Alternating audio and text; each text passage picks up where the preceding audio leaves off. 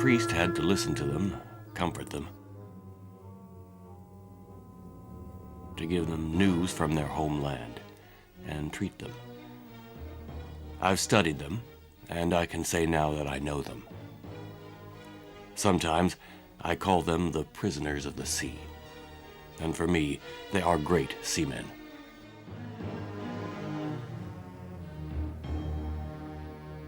The camera let me immortalize the gestures of those champions of the waves and the tides. It takes place during the 30s.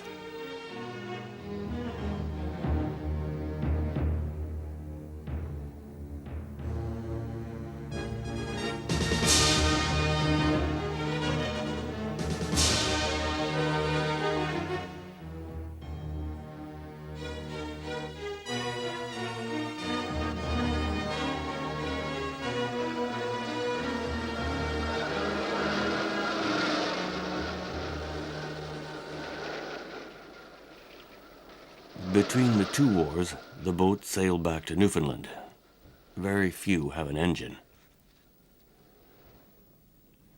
Leaving behind family, wife, and children, the fishermen spend 8 months at sea, from March to October. Many of them have forgotten what spring is like on land.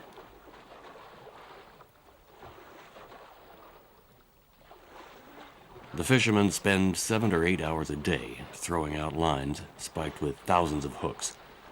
They fight endlessly with kilometers of tangled lines.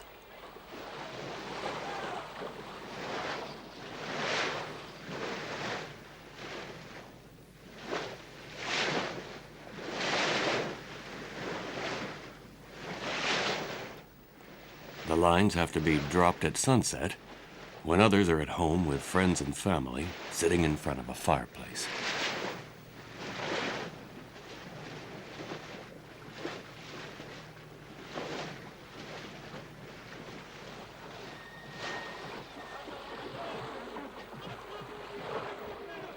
No region in the world has such gruesome and gloomy tales as the sandbanks of Newfoundland. The enthusiasm of the trip is quickly dampened by the northern wind, a cold wind that bites you to the core.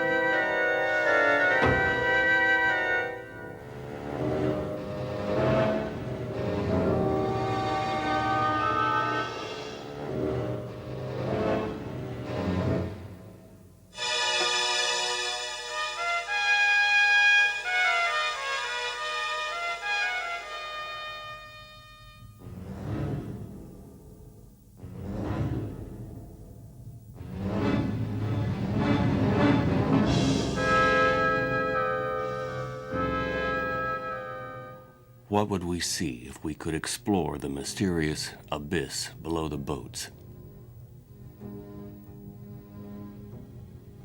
How many shipwrecks rotting at the bottom? How many sailors drowned in the horror of a storm?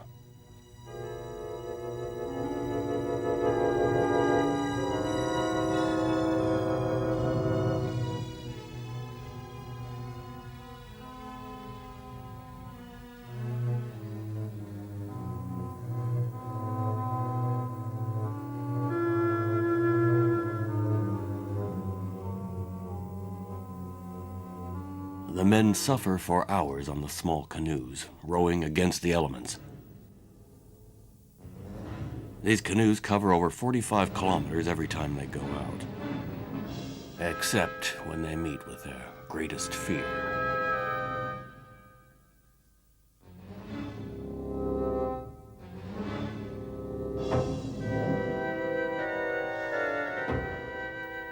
As they row and fish, the men look out for ships to share in their feeling of being alone in the middle of the ocean. But when the flat and empty sea is bathed in a sick fog, the fishermen turn to God.